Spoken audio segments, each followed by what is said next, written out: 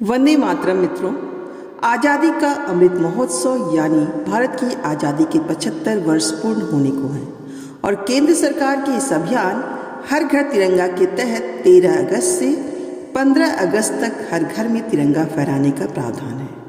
तो आइए जानते हैं इस तिरंगे की अहमियत क्या है। तो प्रस्तुत है एक कविता जिसका शीर्षक है तिरंगे की अहमियत। तुम तिरंगे की अहमियत उनसे सीखो जिसने आज़ादी को अपनी जिंदगी बनाया। खून की नदियां बहाकर है तिरंगे को उसने सीने से लगाया। है सलाम उस फौजी को, है सलाम उस फौजी को जिसने तिरंगे का मतलब समझाया। तुम तिरंगे की अहमियत उनसे सीखो। तुम तिरंगे की अहमियत उनसे सीखो जो गोलियों की बौछार को एक दहाड़ से डराते हैं, जो गोलियों की बौछार को एक दहाड़ से डराते हैं और जो देश के तिरंगे से इश्क करने की एक अलग ही दास्तान सुनाते हैं। और एक दिन तिरंगा ओढ़कर और फिर एक दिन तिरंगा ओढ़कर इस देश की मिट्टी में समा जाते हैं। तुम तिरंगे की अहमियत उनसे सीखो।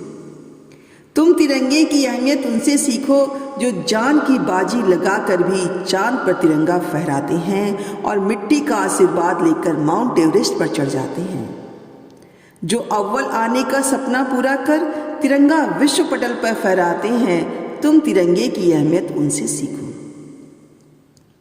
अगली पंक्ति है, तुम तिरंगे की अहमियत उस माँ से सीखो। तुम तिरंगे की अहमियत उस माँ से सीखो जो रोली और चंदन का तिलक लगाकर अपने लाल को सरहद पर भेजती है और कहती है अपने जिगर के टुकड़े से, और कहती है अपने जिगर के टुकड़े से, जा मेरे शेर, जा मेरे शेर, आज से तू सिर्फ मेरा बेटा नहीं, आज से तू सिर्फ मेरा बेटा नहीं बल्कि माँ भारती का बेटा है, माँ भारती का बेटा है। अगली पंक्ति, तुम तिरंगे की अहमियत उस पत्नी से सीखो। तुम तिरंगे की अहमियत उस पत्नी से सीखो जो पति के शौक को तिरंगे में लिपटा देखकर भी अपने नन्हे से बेटे से कहती है, अपने नन्हे से बेटे से कहती है, कर प्रणाम इस तिरंगे को, कर प्रणाम इस तिरंगे को और खा कसम माँ भारती की। तू या तो सरहद पर दुश्मन को मात देना, तू या तो सरहद पर दुश्मन को मात देना या फिर इसी तिरंगे में लिपट कर घर आना, या फिर इसी तिरंगे में लिपट कर घर आना।